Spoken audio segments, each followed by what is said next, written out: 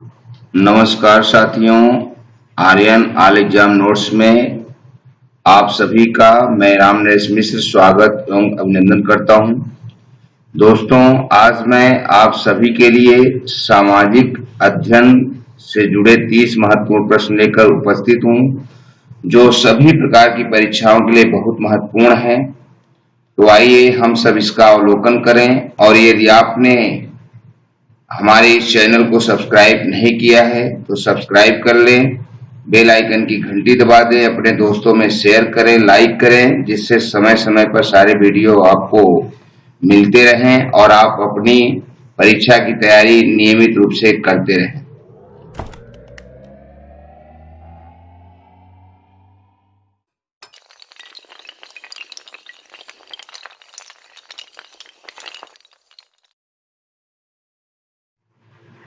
दोस्तों, प्रश्नों की शुरुआत करने से पहले हम आपको बता दें कि सामाजिक अध्ययन के अंतर्गत हमने इतिहास, भूगोल, नागरिक शास्त्र, अर्थशास्त्र से जुड़े विभिन्न प्रश्नों को लिया है, जो हर वर्ष विभिन्न परीक्षाओं में पूछे जाते हैं। तो आइए हम सब इन महत्वपूर्ण प्रश्नों का अवलोकन करें और अपनी परीक्षा की तैयारी करें। हमारा पहला प्रश्न है, भारत की तट रेखा की लंबाई है। Option A 5,500 kilometre, B 6,100 kilometre, C 6,700 kilometre, D 7,200 kilometre. तो यहाँ दिया गया ऑप्शन बी सही है, 6,100 किलोमीटर। भारत की तट रेखा की लंबाई 6,100 किलोमीटर है। प्रश्न 2, भारत में मानसून आगमन की सामान्य तिथि है। ऑप्शन ए 25 मई, बी 30 मई, सी 1 जून, डी 2 जुलाई। तो यहाँ दिया गया ऑप्शन सी सही है, 1 जून। भारत में मानसून आगमन की सामान्य तिथि 1 जून है। संभवतः 1 जून से मानसून भारत में आगमन हो जाता है और यह धीरे धीरे संपूर्ण भारत में पूरी जून तक में छा जाता है। प्रश्न 3, भारत की प्रथम नदी घाटी योजना है। Option A Bhakra Nangal, B Rihand, C Damodar, D Chambal. तो यहाँ दिया गया ऑप्शन सी सही है, दामोदर। भारत की प्रथम नदी घाटी योजना दामोदर है। प्रश्न 4, जिन शैलों का निर्माण पिघले पदार्थों अर्थात लावा के जमने से होता है उन्हें कहते हैं। ऑप्शन ए अवसादी शैल, बी रूपांतरित शैल, सी आग्नेय शैल, डी ग्रेनाइट। तो यहाँ दिया गया ऑप्शन सी सही है, आग्नेय शैल। जिन शैलों का निर्माण पिघले पदार्थों अर्थात लावा के जमने से होता है उन्हें आग्नेय शैल कहते हैं। प्रश्न 5, संपूर्ण भारत में सर्वाधिक वर्षा वाला महीना है। ऑप्शन ए जून, बी जुलाई, सी अगस्त, डी यह सभी। तो यहाँ दिया गया ऑप्शन बी सही है, जुलाई। संपूर्ण भारत में सर्वाधिक वर्षा वाला महीना जुलाई है। शेष जून, अगस्त में भी बारिश होती है, लेकिन प्रश्नानुसार सबसे अधिक वर्षा जुलाई में ही होती है। प्रश्न 6, सबसे बड़े क्षुद्र ग्रह का नाम है। ऑप्शन ए साई सेपिक्स, b Sirius, c Andromeda, d दुग्ध मेखला। तो यहाँ दिया गया ऑप्शन बी सही है, सीरस। सबसे बड़े क्षुद्र ग्रह का नाम सीरस है। प्रश्न 7, वायुमंडल में किस गैस की वृद्धि से बर्फ की चादरें पिघलने लगेगी। Option A carbon dioxide, B ozone, C oxygen, D methane. तो यहाँ दिया गया ऑप्शन ए सही है, कार्बन डाइऑक्साइड। वायुमंडल में कार्बन डाइऑक्साइड गैस की वृद्धि होने से बर्फ की चादरें पिघलने लगती हैं। प्रश्न 8, भूमध्य सागरीय प्रदेश में गर्मी का मौसम सूखा क्यों होता है? ऑप्शन ए, तापमान का बढ़ाना, बी, हवा का दबाव कम होना, सी, वायुदाब की पेटियां खिसकना, डी, गर्म हवाओं का चलना। तो यहाँ दिए गए ऑप्शनों में से ऑप्शन सी सही है, वायुदाब की पेटियां खिसकना। भूमध्य सागरीय प्रदेश में गर्मी का मौसम वायुदाब की पेटियां खिसकने से सूखा होता है। प्रश्न 9, चलवासी पशुचारण निम्न में से किस प्रदेश में देखने को मिलता है? ऑप्शन ए, पश्चिमी यूरोप सदृश प्रदेश में, बी, सेंट लॉरेंस घाटी सदृश प्रदेश में, सी, चीन सदृश प्रदेश में, डी, शीतोष्ण घास बहुल प्रदेश में। तो यहाँ दिया गया ऑप्शन डी सही है, शीतोष्ण घास बहुल प्रदेश में। चलवासी पशुचारण शीतोष्ण घास बहुल प्रदेश में देखने को मिलता है। प्रश्न 10, विश्व का 60% कच्चा रेशम उत्पन्न होता है। ऑप्शन ए, भारत में, बी, चीन में, सी, जापान में, डी, कोरिया में। तो यहाँ दिया गया ऑप्शन सी सही है, जापान में। विश्व का 60% कच्चा रेशम जापान में उत्पन्न होता है। प्रश्न 11, मध्य प्रदेश में जिलों की संख्या है। तो option A 55, B 48, C 62, D 35। यहाँ ऑप्शन ए सही है, 55। वर्तमान में मध्य प्रदेश में जिलों की संख्या 55 हो गई है। छत्तीसगढ़ का बंटवारा होने के बावजूद भी कई जिले मध्य प्रदेश में बनाए गए, जिससे यह संख्या अब 55 है। प्रश्न 12, मंत्रिपरिषद सामूहिक रूप से उत्तरदायी होती है। ऑप्शन ए, राष्ट्रपति के प्रति, बी, राज्यसभा के प्रति, सी, मंत्रिपरिषद के प्रति, डी, लोकसभा के प्रति। तो यहाँ दिया गया ऑप्शन डी सही है, लोकसभा के प्रति। मंत्रिपरिषद सामूहिक रूप से लोकसभा के प्रति उत्तरदायी होती है। यदि लोकसभा में बहुमत नहीं सिद्ध हो पाता तो मंत्रिपरिषद को इस्तीफा देना ही पड़ता है और उसमें प्रधानमंत्री सबसे प्रमुख होता है, जो कि अपना इस्तीफा राष्ट्रपति को सौंपता है। प्रश्न 13, क्षेत्रफल की दृष्टि से भारत का विश्व में कौन सा स्थान है? ऑप्शन ए, दूसरा, बी 7वां, सी 25वां, डी 10वां। तो यहां दिया गया ऑप्शन बी सही है, 7वां। क्षेत्रफल की दृष्टि से भारत का विश्व में 7वां स्थान है और विश्व के संपूर्ण क्षेत्रफल का 2.4% भूमि भारत के हिस्से में है। प्रश्न 14, संविधान के अनुच्छेद 222 के अधीन न्यायाधीशों का स्थानांतरण राष्ट्रपति ऑप्शन ए, अपनी इच्छा अनुसार करता है, बी, प्रधानमंत्री की सलाह पर करता है, सी, भारत के मुख्य न्यायाधिपति के परामर्श से करता है, डी, उपर्युक्त में से कोई नहीं। तो यहाँ दिया गया ऑप्शन सी सही है, भारत के मुख्य न्यायाधिपति के परामर्श से करता है। संविधान के अनुच्छेद 222 के अधीन न्यायाधीशों का स्थानांतरण राष्ट्रपति भारत के मुख्य न्यायाधिपति के परामर्श से करता है। प्रश्न 15, भारत के नियंत्रक व महालेखा परीक्षक को किस आधार पर हटाया जा सकता है? ऑप्शन ए, कदाचार, बी, अक्षमता, सी, कदाचार एवं अक्षमता, डी, उपर्युक्त में से कोई नहीं। तो यहाँ दिया गया ऑप्शन सी सही है, कदाचार एवं अक्षमता। भारत के नियंत्रक एवं महालेखा परीक्षक को कदाचार एवं अक्षमता के आधार पर हटाया जा सकता है यदि यह पता चल जाए कि नियंत्रक व महालेखा परीक्षक अपने कार्य का सही ढंग से निर्वहन नहीं करते हैं और वे इसके योग्य भी नहीं हैं तो उन्हें हटा दिया जाएगा।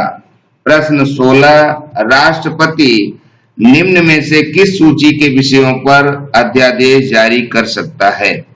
ऑप्शन ए राज्य सूची, बी राज्य सूची एवं समवर्ती सूची, सी संघ सूची एवं समवर्ती सूची, डी संघ सूची एवं राज्य सूची।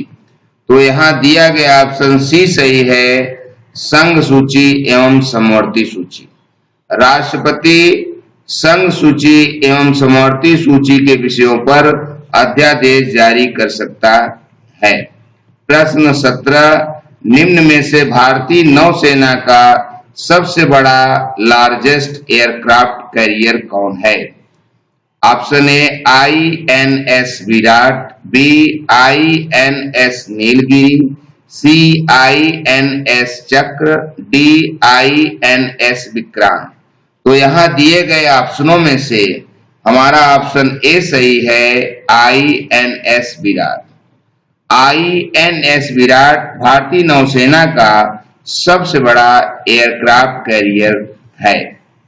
प्रश्न 18, कोई विधेयक धन विधेयक है अथवा नहीं, इसका निर्णय राज्य में कौन करता है? ऑप्शन ए राज्य का मुख्यमंत्री, बी राज्य का राज्यपाल, सी राज्य विधानसभा का अध्यक्ष, डी राज्य विधान परिषद का सभापति। तो यहाँ दिए गए ऑप्शनों में ऑप्शन सी सही है, राज्य विधानसभा का अध्यक्ष। कोई विधेयक धन विधेयक है या नहीं, इसका निर्णय राज्य विधानसभा का अध्यक्ष करता है।